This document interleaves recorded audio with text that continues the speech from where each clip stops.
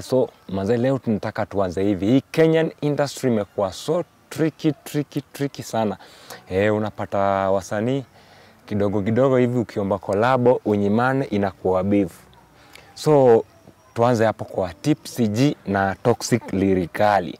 Ukiangalia maana Tipsy G ni msanii mwenye amekuja industry mwaka wa 2021 2022 hapo. Jamaa amepiga madoba. Juzi tumesikia jamaa amekuja industry anaitwa Toxic Lyrically. Nani ajui Toxic? Toxic mazeni mnoma. Sema unoma. Jamaa anapiga ngoma. Songo mememweka form kwanza hapo ni backbencher. Kila mtu anasema tu backbencher.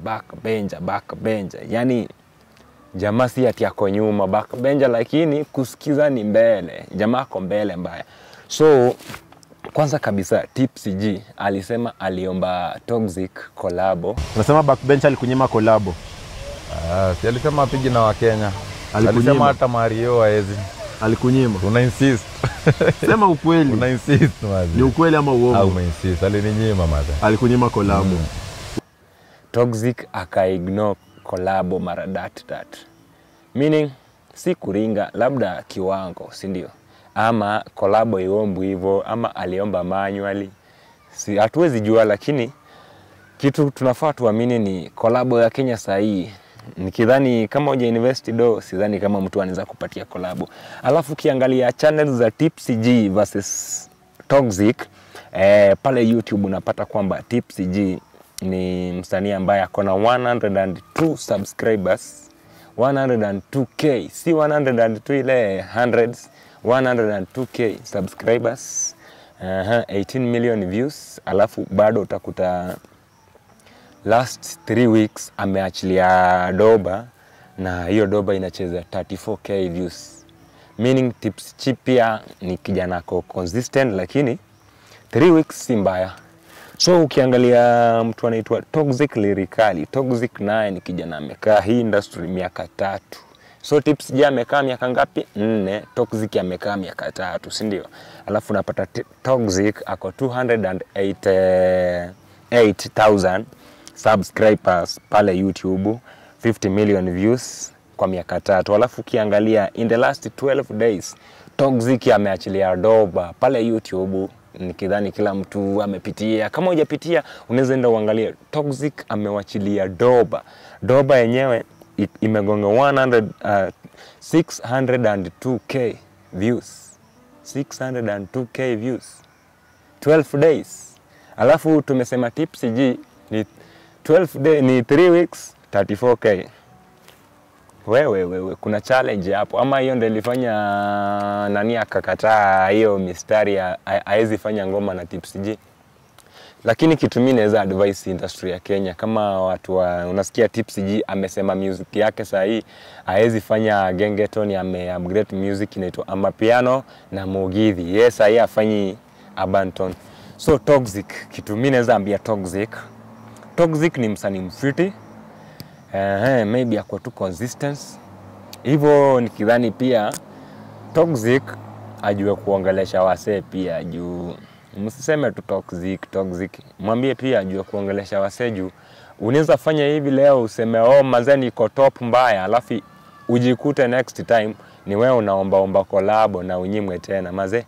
So nikiwachana na mambo na story ya Toxic Lyrically na Tipsy G pale mtandao, juu tumegundua kwamba Toxic ako na general views za YouTube. Sikuwa nimemwambia Toxic amefikisha ako over 50 million views.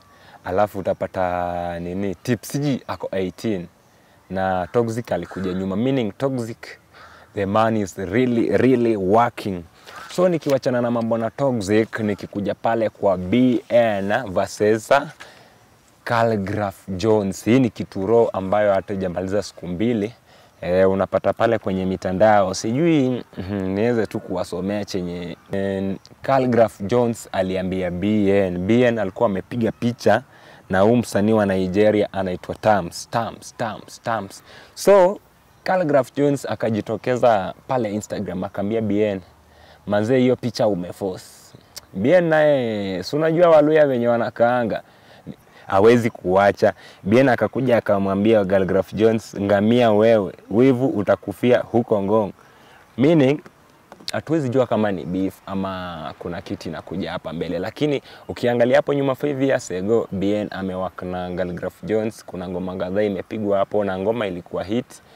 So kama kuna beef kati ya Khaligraph Jones, labda sijui kama kuna kazi ama ni beef tu, lakini mimi naona kama ukiangalia Khaligraph Jones pale YouTube ni msee amegrow vibaya sana. Unapata kwa 928 subscribers with over 131 million views.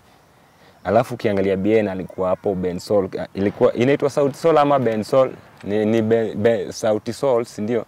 Alikuwa Sauti Sol, alafu bado ako na channel yake pale YouTube. Unapata Bien ako 425k subscribers with 62 million views. So hiyo jani ya Bien na Khaligraph Jones sioni kama ni jani tofauti. Yani kila mtu ako unique kivyake. Huwezi sema tunakombea Khaligraph Jones na Bien.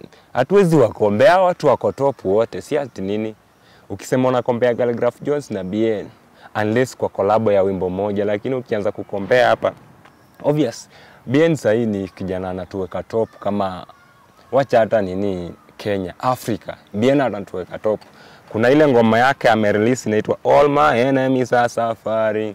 Hiyo ngoma haijamaliza miezi kadhaa hapa nyuma, lakini unapata iko 5.9 million views. Na ukiangalia Khaligraph Jones 3 weeks time ameachilia dopa na iko 593k views. Meaning hao watu wanawaka. So mazee, ukiangalia hii mambo na beef, mimi naona kama industry ya Kenya kuna kitu inaitwa beef. Beef sometimes ukiangalia mambo kama ya Bahati. Bahati ni mjanja, anakuambia anashughulikia hii, kumbe jamaa ako kuachilia doba, si ati nini. So ukianza kusikia Khaligraph Jones ameambia Bien kitu, usichukulie personal. Hawa watu wenyewe wanajuana kwa vilemba, na tena kuna venye wanaongeanga kivyao.